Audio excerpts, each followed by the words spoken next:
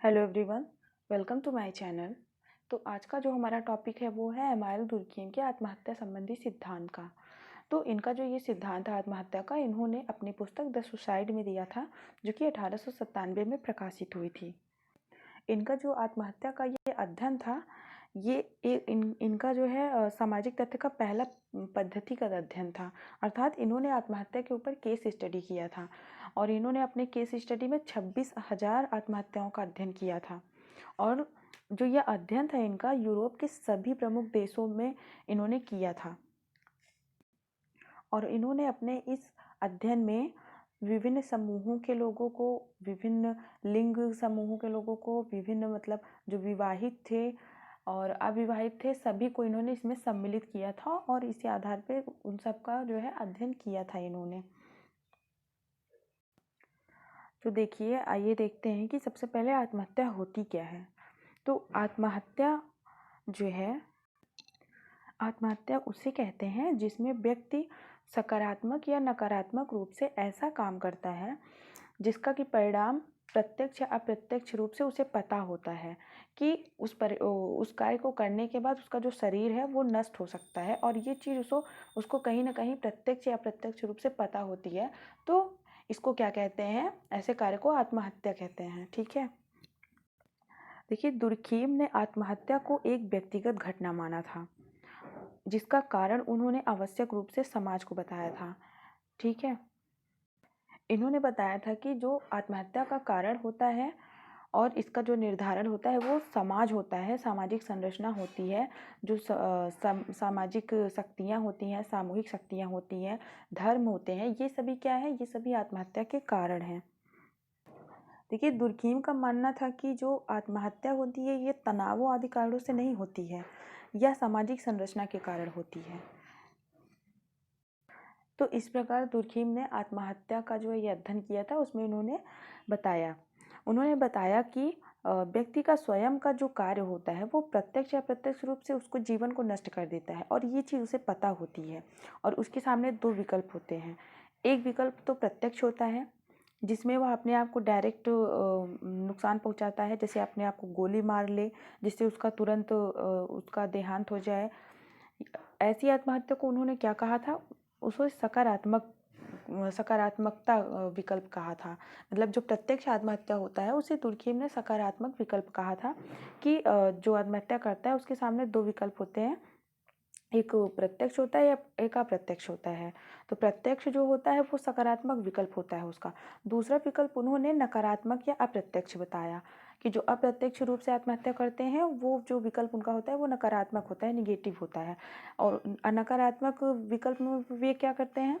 इसमें व्यक्ति जैसे भोजन करना बंद कर देता है, अपने आप को नुकसान पहुँचाता है, अपने बॉडी को नुकसान पहुँचाता है, जैसे अपने आप को आग लगा लेता है या फिर बिल्डिंग से कूद जाता है। तो ऐसी आत्महत्या को उन्होंने क्या कहा था?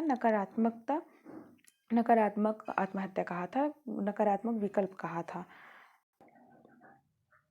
देखिए, दुर्खीम ने कहा था कि आत्महत्या जो व्यक्ति करता है उसको यह मालूम होना चाहिए कि वो जो कर रहा है उसके परिणाम स्वरूप उसकी मृत्यु हो जाएगी, निश्चित है। और अगर उसके मन में ये विचार नहीं है, उसको अगर ये चीज़ नहीं पता है कि ऐसे कार्य को करने के बाद उसकी मृत्यु हो जाएगी, तो इसका मतलब है कि वो आत्महत्या नहीं कही जाएगी, वो सिर्फ दुर्घटना समझा जाएगा। ऐसा दुर्खीम ने कहा था। तो देखिए, ऐसी सब घटनाओं को तो सभी लोग साधारण आत्महत्या में रखते ही हैं, लेकिन दुर्खीम ने ये भी बताया कि कुछ ऐसी घटनाएं भी होती हैं जो लोग व्यक्ति अपनी प्रतीक्षा के कारण करते हैं, उसके कारण अपने आप को नुकसान पहुंचाते हैं।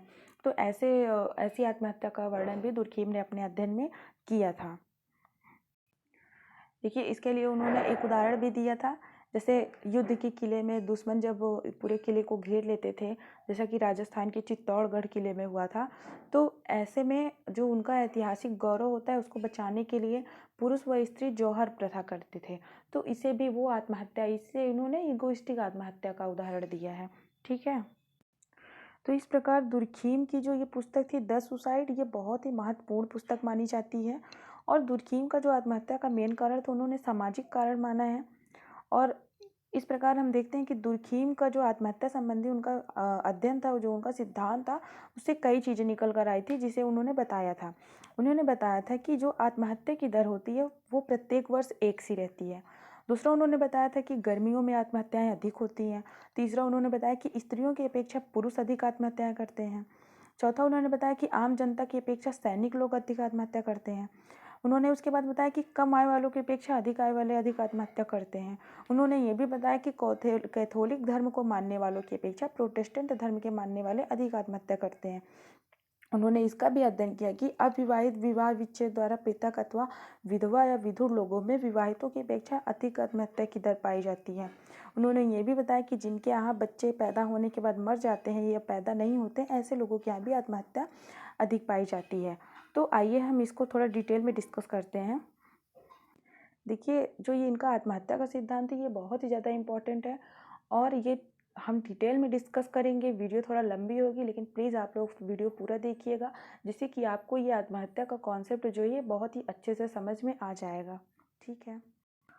देखिए, जो दुर्खीम थे इनको एंटी रिडक्शनिस्ट कहा जाता है, यानी अरूपांतरणवादी। और इसी कारण ये आत्महत्या का जो कारण था ये सामाजिक कारणों में ही खोजते थे, समाज में ही खोजते थे। इसके लिए इन्होंने कई तरह की बातें बताई हैं। देखिए, जैसे जैसे इन्होंने कहा था कि जिस किसी धर्म प्रधान समाज में एकीकरण अधिक होगा वहाँ उतनी ही कम आत्महत्याएं होंगी। इस प्रकार जिस धर्म प्रधान समाज में एकीकरण जितना अधिक कमजोर होगा, आत्महत्याएं उतनी ही अधिक होंगी। इनका कहने का मतलब था कि जिस समाज में धर्म को ज़्यादा मानने वाले लोग होते हैं वहाँ आत्महत्याएं जो हैं वो कम होती हैं, और जहाँ पे धर्म को ज़्यादा नहीं महत्व दिया जाता है वहाँ आत्महत्याएं उतनी ही ज़्यादा होती हैं। मतलब कि जिस धर्म समाज में एकीकरण ज़्यादा होगा वहाँ पे आत्महत्याएं कम होंगी, जिस धर्म समाज में एकीकरण नहीं होगा वहाँ पे आत्महत्याएं ज़्यादा होंगी। इसके लिए देखिए, दुर्खीम ने उदाहरण भी दिया था। उन्होंने बताया था कि कैथोलिक धर्म के जो लोग होते हैं उनमें रूढ़िवादिता ज़्यादा होती है और उनका जो है व्यक्ति पर नियंत्रण अधिक होता है, इसलिए वहाँ आत्महत्याएं कम होती हैं। और जो प्रोटेस्टेंट धर्म के लोग होते हैं जिनमें व्यक्ति के ऊपर अनुशासन कम होता है वहाँ आत्महत्याएं अधिक होती हैं। इसका मतलब हुआ दुर्खीम का कहने का कि जितना अधिक एकीकरण होगा उतनी आत्महत्याएं कम होंगी, और जितना एकीकरण नहीं होगा, कम होगा, उतनी आत्महत्याएं ज़्यादा होंगी। देखिए, दूसरा उन्होंने ये भी बताया कि किसी समाज में जैसे पारिवारिक और नातेदारी एकीकरण जो होता है वो अगर ज़्यादा है तो वहाँ भी आत्महत्याएं कम होंगी, और जहाँ पे एकीकरण कम है वहाँ पे आत्महत्याएं ज़्यादा होंगी। मतलब कि कुल मिला के इन्होंने एकीकरण की बात की है। इन्होंने परिवार और नातेदारी संबंधों में भी बताया कि अगर परिवार में एकीकरण है और नातेदारी संबंधों में एकीकरण है तो वहाँ पे आत्महत्याएं कम होती हैं, और अगर वहाँ पे एकीकरण की कमी है तो वहाँ पे आत्महत्याएं ज़्यादा होती हैं। इसका मतलब हुआ कि अधिक एकीकरण में कम आत्महत्याएं और कम एकीकरण में अधिक आत्महत्याएं। और इन्होंने आत्महत्या और एकीकरण का विपरीत संबंध यहाँ पे बताया था। ये जो उन्होंने बताया था ये परिवार के परिप्रेक्ष्य में बताया था। और उसके बाद इन्होंने बताया था समाज के परिप्रेक्ष्य में भी। समाज के परिप्रेक्ष्य में इन्होंने क्या बताया था?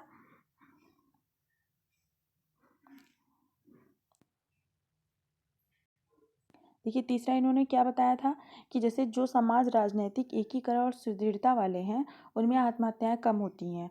जैसे जिन देशों में राजनीतिक अस्थिरता और हिंसा की घटनाएं अधिक होती हैं या वहाँ पे विघटन होता है तो वहाँ पे आत्महत्या की दर हमेशा ऊंची होती है। और यहाँ भी दुर्खिम ने एकीकरण की बात की है कि अगर एकीकरण ज़्यादा है तो आत्महत्याएं कम होंगी, और एकीकरण अगर कम है तो आत्महत्याएं उतनी ही अधिक होंगी। देखिए, दुर्खिम ने बताया कि आत्महत्या का संबंध ना ही भूगोल से है, ना ही मनोविज्ञान से है, ना ही किसी मानसिक रोग से है। मतलब इसका कोई तार्किक संबंध नहीं है, ना ही अनुभविक से है। उन्होंने आत्महत्या का बस सामाजिक तथ्य जो बताया उसका संबंध उन्होंने बराबर समाज और सामाजिक संरचना के साथ ही जोड़ा है। उनका कहने का मतलब है कि ये सब आत्महत्या के कारण नहीं है।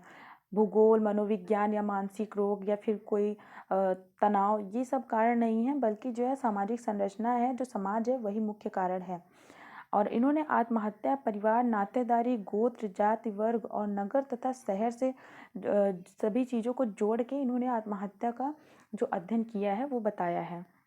इन्होंने बताया कि समाज की जो जो ये संरचनाएं हैं, ये संस्थाएं हैं, ये आत्महत्या की दर को और उसकी आवृत्ति को निश्चित करती हैं। अर्थात समाज में जितनी भी संस्थाएं हैं, संरचनाएं हैं, जितनी भी समाज की इकाइयां हैं, वो सभी आत्महत्या को निश्चित करती हैं और उसकी दर को निश्चित करती हैं कि आत्महत्या कब ज़्यादा होती है, कब कम होती है, या फिर किस समाज में ज़्यादा आत्महत्या होती है। तो ये सारा कौन निर्धारित करता है? ये सब कुछ परिवार, नातेदारी, गोत्र, जाति, वर्ग, नगर तथा शहर निर्धारित करते हैं और सभी समाजों में अलग अलग ये सारी चीज़ें होती हैं। देखिए, इसके अलावा दुर्खीम ने आत्महत्या की कुछ अन्य कारणों का भी उल्लेख किया था और उसका जो है उल्लेख किसने किया था? पार्सन्स ने किया था। मतलब जो आत्महत्या के अन्य कारणों का उल्लेख दुर्खीम ने किया था, उसको पार्सन्स ने क्या किया था? 2 श्रेणियों में बांटा था। पहला उन्होंने बताया था कि मानसिक और व्याधिकी कारक, और दूसरा उन्होंने बताया था आनुवांशिकता और पर्यावरणीय कारण। तो इन दोनों जो श्रेणियों में बांटा था पार्सन्स ने, तो इसको आइए हम देखते हैं कि पार्सन्स ने इसके संबंध में क्या कहा था। उसके बाद दुर्खीम ने इसका खंडन किया या इसे स्वीकार किया। उसके बाद उन्होंने अपना जो आत्महत्या का प्रकार बताया, उसके बारे में हम चर्चा करेंगे। तो सबसे पहले हम देखते हैं कि जो पार्सन्स ने इसको 2 श्रेणियों में बांटा था। पहला उन्होंने बताया था मानसिक और व्याधिकी कारक। इसमें उन्होंने बताया था कि सबसे पहला जो होता है वो आत्महत्या के अभिप्रेरक होते हैं, जो आत्महत्या को करने के लिए मजबूर करते हैं, मोटिव्स होते हैं। तो पार्सन्स ने बताया कि कोई भी जो आत्महत्या करता है या अपराध करता है, उसका कोई ना कोई अभिप्रेरक अवश्य होता है, अर्थात उसका कोई ना कोई मोटिव होता है। कोई ऐसे ही आत्महत्या नहीं करता है या फिर कोई ऐसे ही कोई अपराध नहीं करता है। इसी तरह कोई भी व्यक्ति अपने हाथ से अपने आप को ऐसे ही गोली नहीं मारता है, इसके पीछे कोई ना कोई अभिप्रेरण होता है। तो पार्सन्स ने बताया कि कोई भी जब व्यक्ति आत्महत्या करता है तो उसके पीछे कोई ना कोई मोटिव होता है, कोई ना कोई अभिप्रेरण होता है। और दुर्खीम ने क्या किया? दुर्खीम ने अभिप्रेरण के कारण को आत्महत्या के संदर्भ में देखा। उन्होंने जो ये पार्सन्स ने बताया कि जो मोटिव होते हैं कोई ना कोई आत्महत्या के पीछे, इसको दुर्खीम ने अपने आत्महत्या के संदर्भ में देखा और दुर्खीम ने कहा कि जो आत्महत्या होती है, उसकी जो आवृत्ति होती है, उसका जो दर होता है, इसमें अभिप्रेरण का जो कारण होता है वो समान रूप से पाया तो जाता है, लेकिन जो अभिप्रेरण होता है उसका कोई प्रभावी चर नहीं होता है। अर्थात दुर्खीम कहते हैं कि अभिप्रेरण का चर कहीं भी प्रभावी नहीं दिखाई देता है। दुर्खीम आत्महत्या के एक कारक या विश्लेषण के रूप में अभिप्रेरण का कोई सरोकार नहीं मानते हैं। इसीलिए उन्होंने इसको रिजेक्ट कर दिया कि आत्महत्या का जो होता है कारण, वो अभिप्रेरण या मोटिव्स होता है। दूसरा, पार्सन्स ने बताया था कि आत्महत्या जो है इंसैनिटी के कारण होता है, यानी उन्माद के कारण होता है। तो दुर्खीम ने आत्महत्या के जो अन्य कारणों में मनोवाधिकी अवस्थाओं में इसका उल्लेख किया था। समाज में कुछ बीमारियों की दर सापेक्षिक रूप से स्थायी होती है। इस तरह की बीमारियों में पागलपन या उन्माद भी शामिल है। तो जो पार्सन्स बताते हैं कि आत्महत्या जो है उन्माद के कारण भी होती है, यानी जैसे कुछ लोगों को कुछ बीमारियां होती हैं, पागलपन या कोई भी मेंटल बीमारी होती है, तो इस वजह से भी आत्महत्या करते हैं, ऐसा पार्सन्स ने बताया था। तो दुर्खीम ने जब इसका अध्ययन किया तो दुर्खीम ने कहा कि नहीं, आत्महत्या के जो ये उन्मादी या पागलपन, ये जो कारण है, इसको स्वीकार नहीं किया। और दुर्खीम ने तर्क दिया कि कुछ व्यक्ति जो होते हैं वो इन सब कारणों से आत्महत्या कर सकते हैं, यानी मेंटल इलनेस के कारण आत्महत्या कर सकते हैं, लेकिन सभी व्यक्ति ऐसा नहीं कर सकते हैं। या फिर ऐसा भी नहीं हो सकता है कि सभी उन्मादी व्यक्ति या जो सभी मेंटल इलनेस व्यक्ति हैं वो आत्महत्या करते हैं, या फिर आत्महत्या करने वाले सभी व्यक्ति मेंटल हो सकते हैं, ऐसा तो नहीं हो सकता ना, ये तर्क सही नहीं है, दुर्खीम ने कहा। और दुर्खीम ने इसलिए इसको जो है रिजेक्ट कर दिया। इन्होंने इसको माना, दुर्खीम ने जो है इस पागलपन को या मेंटल इलनेस को आत्महत्या का कारण माना, लेकिन इसे प्राइमरी नहीं माना, बल्कि इसे सेकेंडरी कारण माना है, इसे मेन कारण उन्होंने नहीं माना है। ठीक है। तीसरा देखिए, पार्सन्स ने जो वर्गीकरण में उसमें बताया था, तीसरा उन्होंने बताया कि खिन्नता के कारण, यानी गुस्सा या फिर किसी और रीजन की वजह से जो आत्महत्या करते हैं, इसको उन्होंने मेलानकोली बोला। तो इसमें उन्होंने बताया कि जो आत्महत्या करते हैं उसका एक कारण खिन्नता भी है, यानी गुस्सा और चिड़चिड़ापन, ये सब पार्सन्स ने बताया। पार्सन्स ने बताया कि इसमें व्यक्ति जो होता है उसको कोई सदमा या मानसिक आघात पहुंचता है, जिसके कारण वह क्या करता है, वो अपना दिमाग की संतुलन खो बैठता है और उसमें क्या हो जाता है, उसको टेंशन हो जाती है, उसमें तनाव आ जाता है और इस चीज़ के कारण वो इस चीज़ को सहन नहीं कर पाता है और उसके बाद वो व्यक्ति क्या करता है, उसको सिर्फ आत्महत्या ही एक सही विकल्प दिखाई देता है।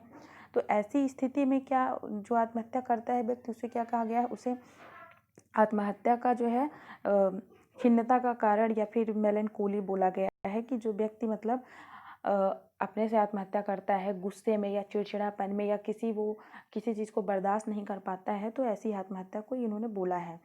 और इससे भी दुर्खिम ने क्या किया, मनोवैज्ञिक विश्लेषण में जो इन्होंने बताया खिन्नता का ये रीजन पार्सन्स ने, इसको भी दुर्खिम ने अस्वीकार कर दिया, अर्थात दुर्खिम ने इसे एक्सेप्ट नहीं किया।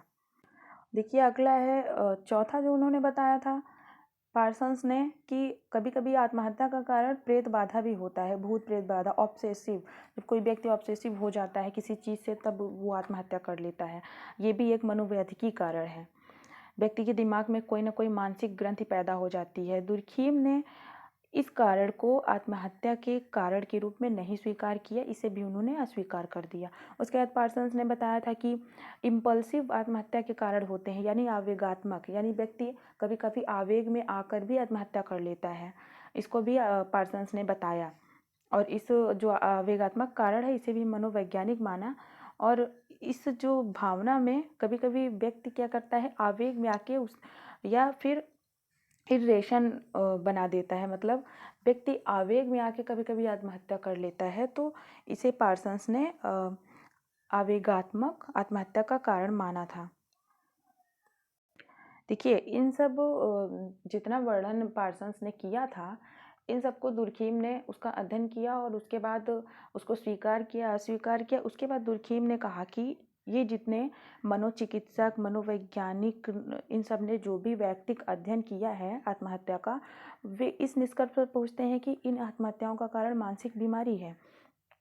लेकिन दुर्खिम क्या कहते हैं कि जो ये निष्कर्ष निकालते हैं कि ये जो आत्महत्या है ये कुल मिला के मानसिक बीमारी के कारण, मेंटल इलनेस के कारण होता है आत्महत्या, इसका तुरंत जो है दुर्खिम खंडन कर देते हैं, मतलब दुर्खिम इसको अस्वीकार कर देते हैं। जितना भी अभी तक पार्सन्स ने बताया था इन सब चीज़ों को क्या करते हैं, दुर्खिम अस्वीकार कर देते हैं। उसके बाद दुर्खिम कहते हैं कि आत्महत्या करने के प्रति एक मनोवैज्ञानिक झुकाव होता है। इस झुकाव का विश्लेषण मनोवैज्ञिक पद में किया जा सकता है। कुछ निश्चित परिस्थितियों में स्नायु रोगी निश्चित रूप से अपने आप को मार देने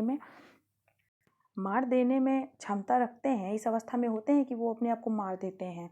लेकिन दुर्खिम का कहना है कि वह शक्ति जो आत्महत्या को निश्चित करती है वो मनोवैज्ञानिक नहीं हो सकती है, वो क्या होती है, वो सामाजिक होती है।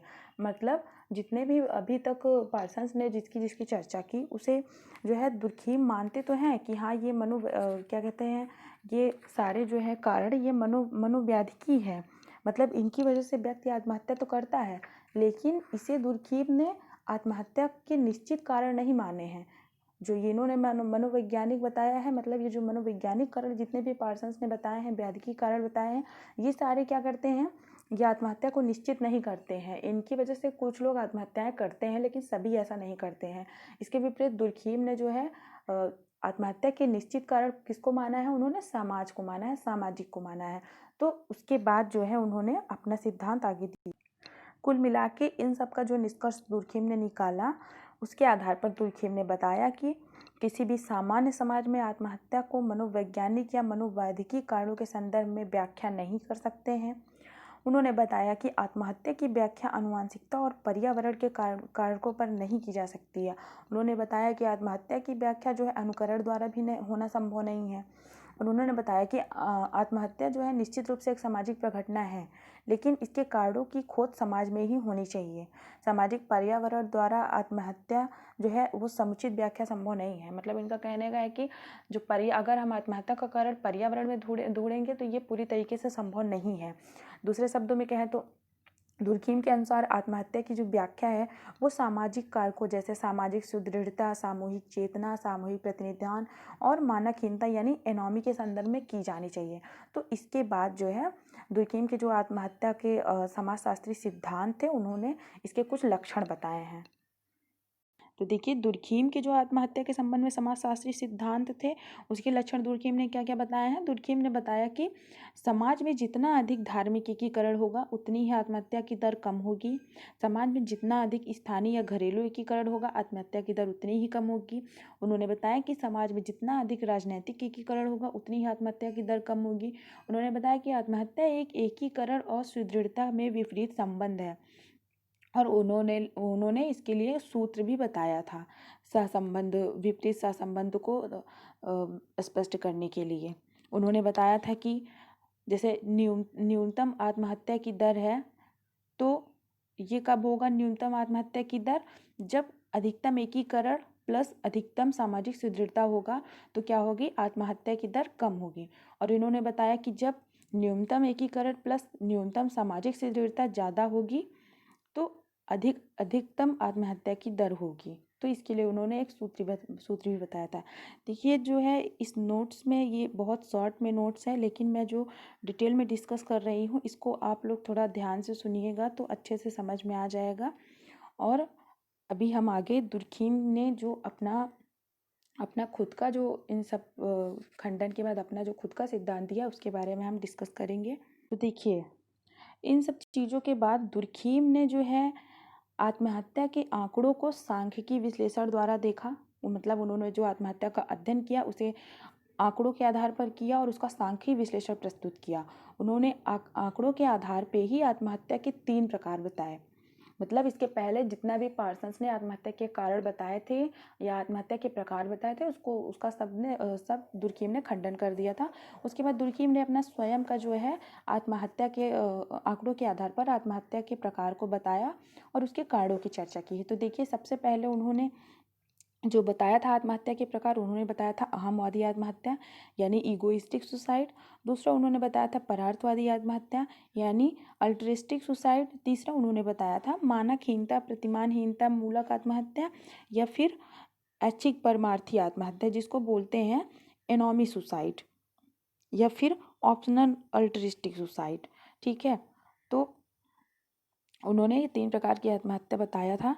तो देखिए हम एक एक का डिटेल में थोड़ा डिस्कस करते हैं। देखिए सबसे पहले दुर्खीम ने जो अहमवादी आत्महत्या बताया था ईगोइस्टिक सुसाइड, उन्होंने बताया था कि अहमवादी आत्महत्या ज़्यादातर वो लोग करते हैं जिनका जो है अहम यानी ईगो बहुत ज़्यादा होता है। जिस व्यक्ति के अंदर ईगो बहुत ज़्यादा होता है वो लोग ऐसी आत्महत्याएं ज़्यादा करते हैं। मतलब जो व्यक्ति समाज में अपने आप को बहुत ऊंचा समझते हैं और उनके अपने आगे समाज को कुछ भी नहीं समझते हैं, ऐसे लोग ईगोइस्टिक सुसाइड करते हैं। ऐसे लोगों की व्यक्तिगत चेतना जो होती है वो सामाजिक चेतना के साथ सामंजस्य नहीं बैठा पाती है।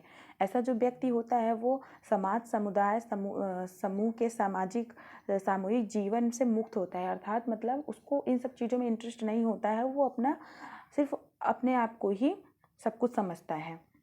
अहमवादी व्यक्ति जो होता है वो मतलब पूरी तरीके से अपने ही स्वार्थ पूर्ति में लीन होता है। मतलब वो बहुत सिर्फ अपने बारे में ही सोचता है और अपने अहम के प्रबल होने के कारण मतलब जब उसके अंदर का जो ईगो होता है वो बहुत ज़्यादा हो जाता है तो उसके बाद क्या होता है वो समाज के साथ कदम मिलाकर नहीं चल पाता है। इसके बाद क्या होता है कि उस व्यक्ति का जो लाइफ है, जो उसकी जीवन है, वो क्या होती है, वो अपने आप को अकेला महसूस करने लगता है, तिरस्कृत महसूस करने लगता है।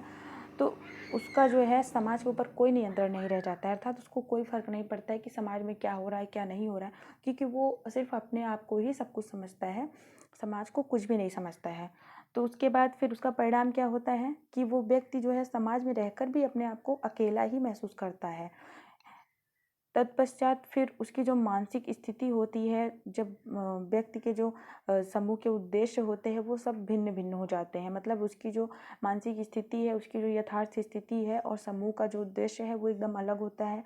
जिसकी सामाजिक चेतना होती है वो उसकी जो सामूहिक चेतना उसका जो व्यक्तिगत चेतना होता है वो समूह के सामाजिक चेतना से उसका कोई मतलब नहीं होता है।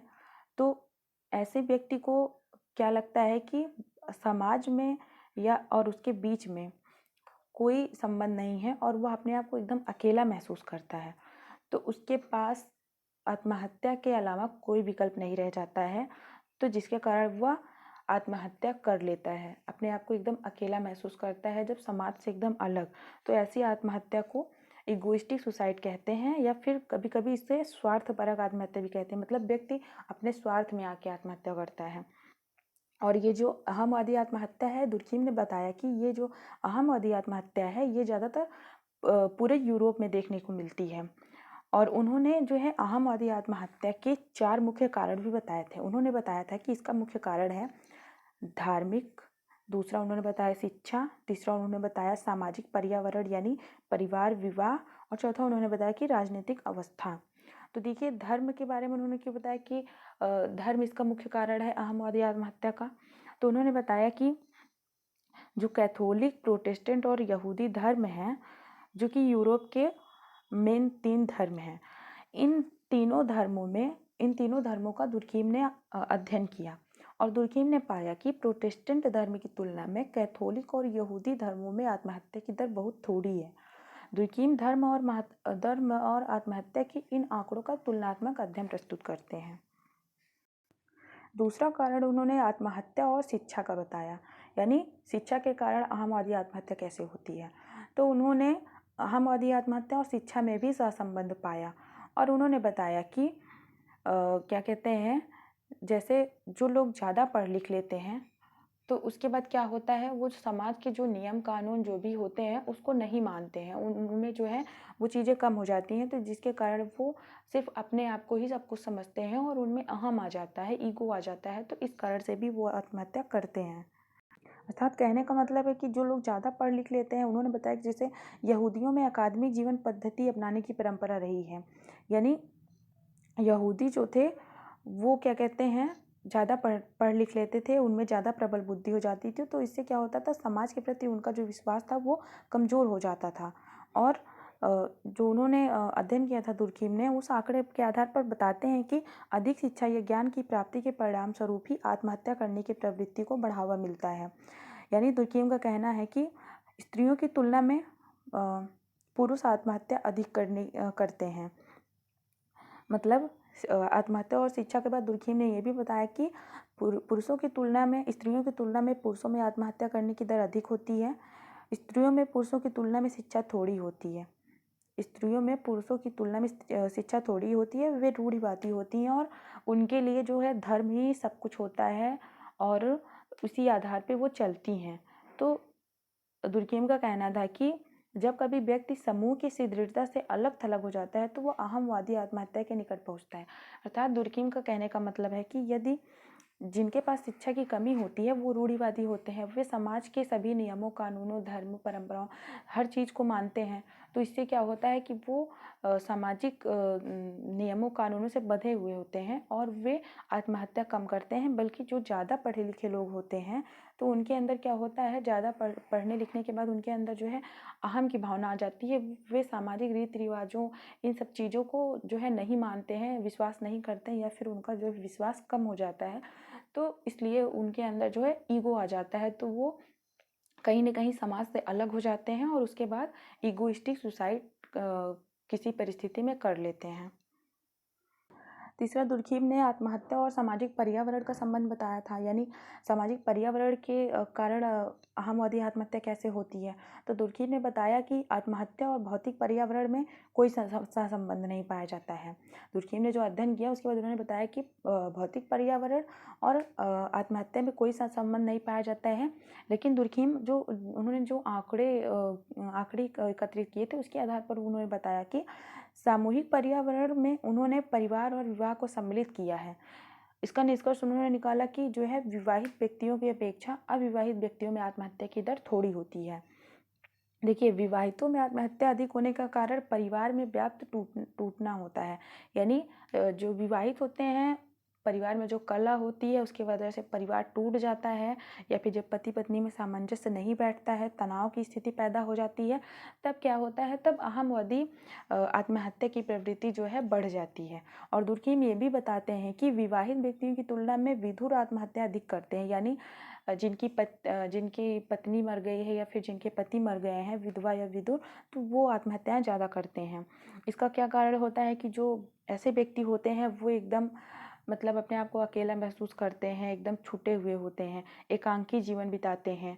तो उनका जो है ऐसा दिमागी जो है उनका सोचने का वो सब एकदम अपने आप को अकेला महसूस करते हैं, तो इसकी वजह से भी वो आत्महत्या करते हैं। और ये कौन सा कारण होता है उनकी आत्महत्या करने का? उनका सामाजिक पर्यावरण होता है, जिसकी वजह से आत्महत्या के लिए उनको प्रेरित किया जाता है। ये सामाजिक जो पर्यावरण होता है उनको आत्महत्या के लिए प्रेरित करता है। उसके बाद दुर्कहेम ने बताया था कि आत्महत्या जो है राजनीतिक अवस्था के कारण भी होता है, अहमवादी आत्महत्या। वो कैसे होता है? उन्होंने बताया कि जब भी किसी देश में राजनीतिक सुदृढ़ता में दरारें आने लगती हैं या सुदृढ़ता ढीली होने लगती है, तब आत्महत्या की दर बढ़ जाती है। जैसे ही कोई राष्ट्र विघटित होने लगता है, लोगों में अहमवादी आत्महत्या करने की प्रवृत्ति बढ़ जाती है। उन्होंने बताया कि रोम और ग्रीस में जब परंपरागत राजनीतिक व्यवस्था में उतार चढ़ाव आया था, तब अपने आप उसमें आत्महत्या की दर बढ़ गई थी। और दुर्कहेम ये भी कहते हैं कि जब कोई राष्ट्र आपात या संकटाकालीन स्थिति में होता है, तो आत्महत्या का ग्राफ नीचे गिरने लगता है। तो इस प्रकार दुर्कहेम ने जो है अहमवादी आत्महत्या के कुछ कारणों की चर्चा की थी। देखिए, उसके बाद उन्होंने परार्थवादी आत्महत्या की बात की थी, अल्टरिस्टिक सुसाइड। इसमें उन्होंने बताया कि परार्थवादी आत्महत्या जो है इसे मतलब सुखपरक आत्महत्या भी कहते हैं। तो देखिए, अहमवादी आत्महत्या जो होता है, उन्होंने दुर्कहेम ने बताया कि ये आदिम और असभ्य समाजों में नहीं होता है। जो अहमवादी आत्महत्या होता है, ये जो है आदिम समाज जो थे, आदिम जनजाति थी, उनमें नहीं होता था। इसका कारण यह है कि जो वो समाज थे, यांत्रिक समाज थे। इसमें क्या कहते हैं, व्यक्ति अपने आप को समाज के विश्वास और संवेगों के साथ जोड़ लेता था। यानी उस समाज में, यांत्रिक समाज में व्यक्ति गौण था। उसमें क्या मेन कौन था? उसमें समाज ही थे।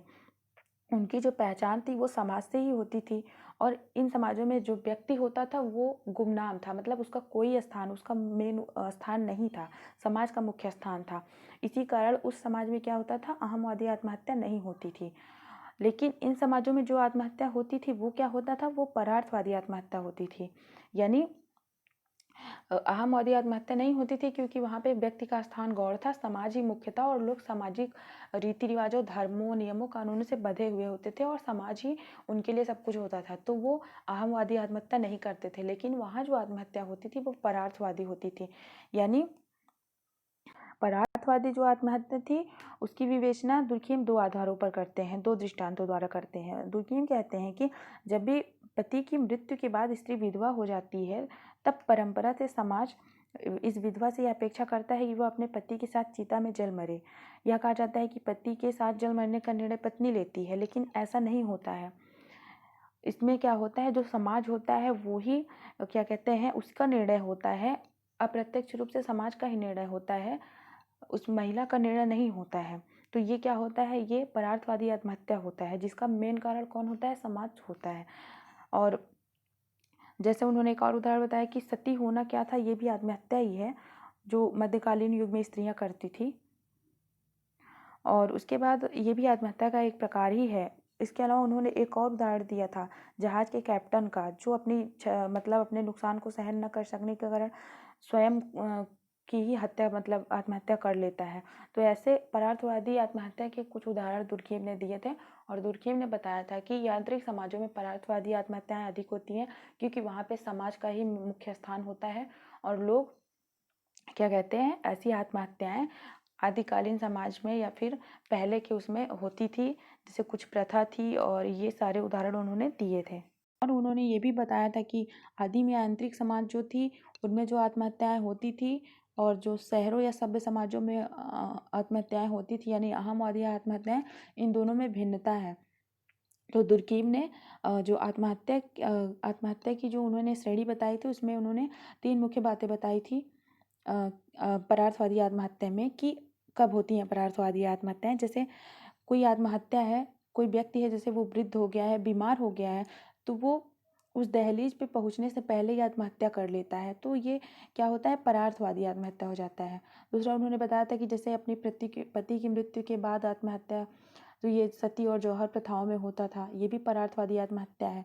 उन्होंने बताया था तीसरा कि जैसे अपनी मुखिया की मृत्यु पर अनुयायियों और नौकरों द्वारा आत्महत्या करना, यानी अगर किसी का मालिक मर चुका है तो उनके जो नौकर होते हैं वो लोग क्या सोचते हैं कि अब हम मतलब जी के क्या करेंगे, हम उनके प्रति मतलब समर्पित हो जाते हैं। मतलब परार्थवादी आत्महत्या वो होता है जो इंसान अपने लिए नहीं दूसरों के लिए करता है, उसको हम परार्थवादी आत्महत्या कहते हैं।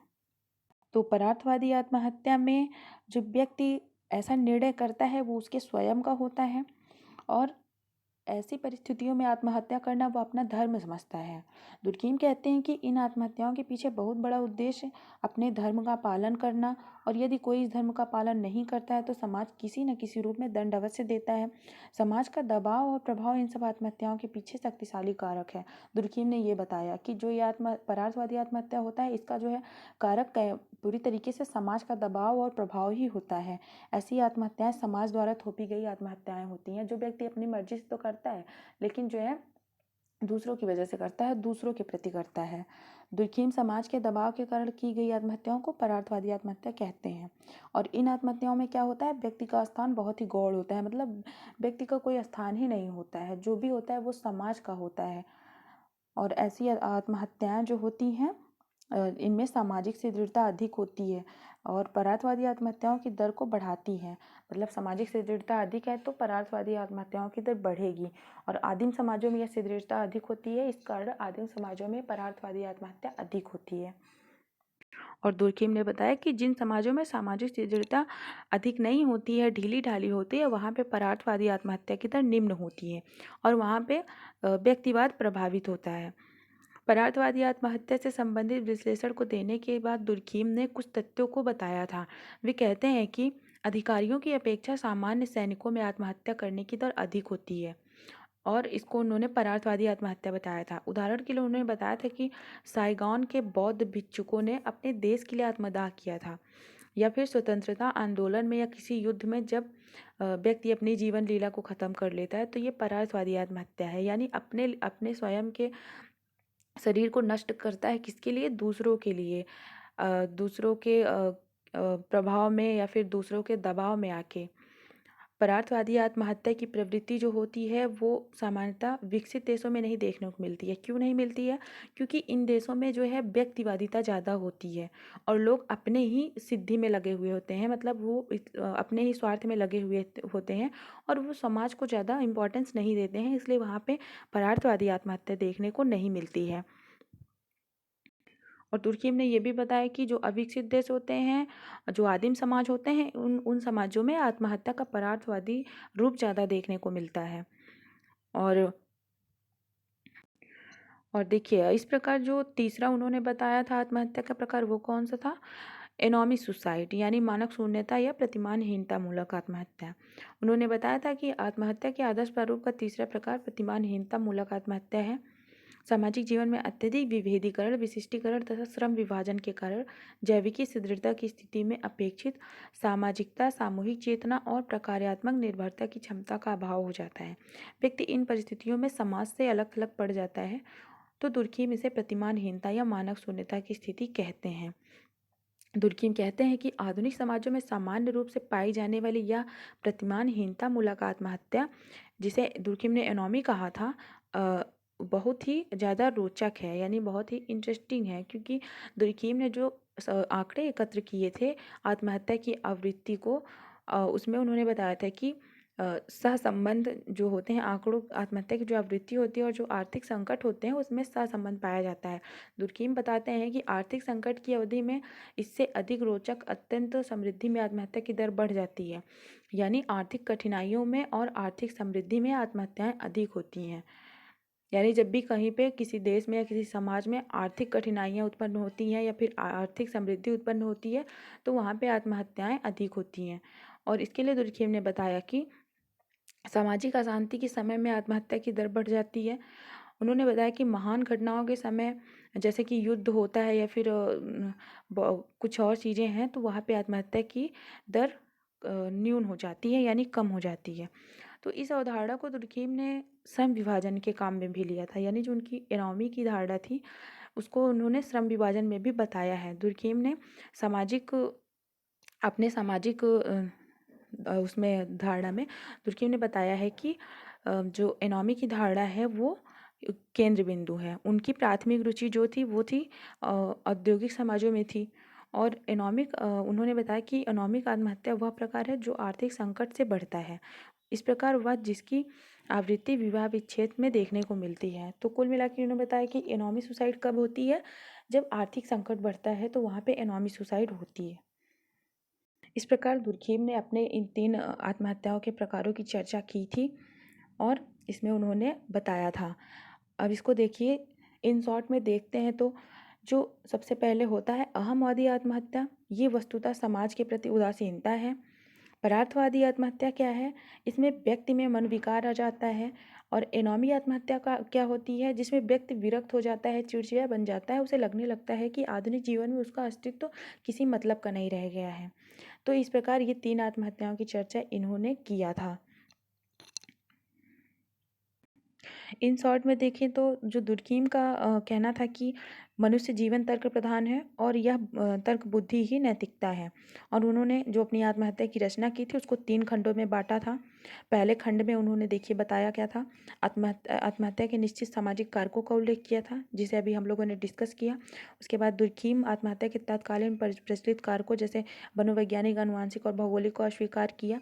ये लोग भी अब ये भी अभी हम डिस्कस कर चुके हैं। इन्हीं कारणों में वे आत्महत्या के अतिरिक्त सामाजिक कारक कहते हैं। जो अन्य कारणों की चर्चा उन्होंने की थी, जिसको पार्सन्स ने 2 श्रेणियों में विभाजित किया था, उसको भी हम डिस्कस कर चुके हैं। उसके बाद उन्होंने जो उनकी पुस्तक थी उसके दूसरे पार्ट में इन्होंने क्या बताया था, उन्होंने सामाजिक कारकों की पहचान की थी जो आत्महत्या के लिए उत्तरदायी होते हैं, मतलब क्या आत्महत्या के कारण हैं। और वे इसी खंड में वे आत्महत्या के प्रकारों की भी विवेचना करते हैं, जो अभी हम तीनों आत्महत्या के प्रकार हमने अहमवादी, परार्थवादी और उसको हमने अभी डिस्कस किया। उसके बाद तीसरे खंड में ये क्या करते हैं, इन्होंने सामाजिक प्रघटना के रूप में आत्महत्या की सामान्य प्रकृति का विश्लेषण किया था। और वे यह स्थापित करते हैं कि आत्महत्या एक सामाजिक तथ्य है और निश्चित रूप से समाज का दबाव या प्रभाव है। तो इस प्रकार दुर्खीम का ये जो सामाजिक आत्महत्या का सिद्धांत था, बहुत ही ज़्यादा इम्पॉर्टेंट टॉपिक है। और इसे ये वीडियो थोड़ा ज़्यादा लंबी हो गई है, लेकिन आप लोग पूरा अगर वीडियो अच्छे से 1-2 बार अच्छे से अगर ये पूरा सुनेंगे तो उसके बाद आपको अच्छे से समझ में आ जाएगा। और अगर आपको मेरा ये वीडियो अच्छा लगा हो तो please like, share and subscribe कर दीजिएगा। Thank you.